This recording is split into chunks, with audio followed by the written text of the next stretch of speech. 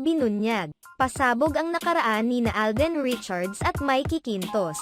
Hinahangaan ngayon ng ilang mga netizens ang matapang na pag-amin ni Mikey Quintos patungkol sa naging feelings niya noon sa kapuso actor na si Alden Richards.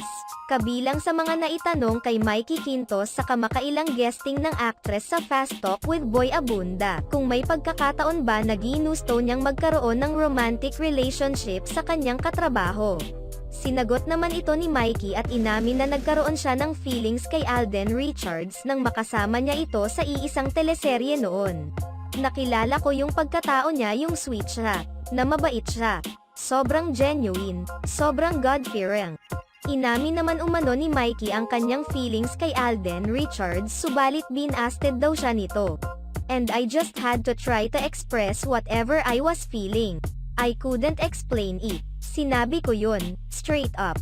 I think nakikita ko na ngayon ang worth ng tapang ko. Hindi siya something na ikakahiya ko. Hindi rin naman umano niya tinatago maging sa kanyang boyfriend ang pagkakagusto niya noon kay Alden Richards.